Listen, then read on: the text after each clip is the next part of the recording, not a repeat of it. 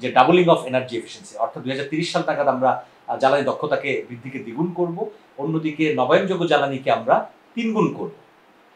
এখন আমরা নবায়নযোগ্য জ্বালানিকে যদি 3 গুণ করতে যাই, গত বছর আমরা একটা ব্রিফ অ্যানালাইসিস করে দেখলাম যে ফান্ডিং এর যে গ্যাপটা রয়েছে 2030 সাল নাগাদ প্রতি বছর 400 বিলিয়ন মার্কিন ডলার, এই পরিমাণ গ্যাপ রয়েছে যে ফান্ড ফ্লো হচ্ছে এবং আমাদের যে ডিজায়ার্ড ইনভেস্টমেন্ট, কাজে এত বিপুল পরিমাণ যে গ্যাপ আছে এটাকে যদি মিটিগেট করতে হয় আমাদের আসলে একটা হলিস্টিক অ্যাপ্রোচ প্রয়োজন। শুধুমাত্র যে বিভিন্ন দেশ কাজ করবে তা না, কপ থেকেও একটা সিগনিফিকেন্ট ডিসিশন প্রয়োজন যে কিভাবে প্রতিটা দেশ, বিশেষ করে বাংলাদেশের মতো দেশ যারা রয়েছে, ভালনারেবল যে দেশগুলো রয়েছে, তারা এই ফান্ড কিভাবে অ্যাক্সেস করতে পারবে।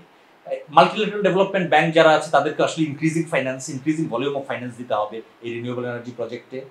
সাথে প্রাইভেট সেক্টরের তো অবশ্যই ইনভলভমেন্ট আছে। বিভিন্ন দেশে তারপরেও আরেকটা বিষয় প্রয়োজন, সেটা রিস্ক। বাংলাদেশের মতো জায়গায় তো ইনভেস্টমেন্টের যে রিস্ক আছে, এই রিস্ক মিটিগেশন ইনস্ট্রুমেন্ট যেগুলো আছে, credit enhancement instrument, credit risk guarantee scheme, এই ধরনের মেজারগুলো যদি মাল্টিলেটারাল ডেভেলপমেন্ট ব্যাংকগুলোর থেকে ডিজাইন করে দেওয়া যায় তাহলে হয়তো এটা আমরা অ্যাচিভ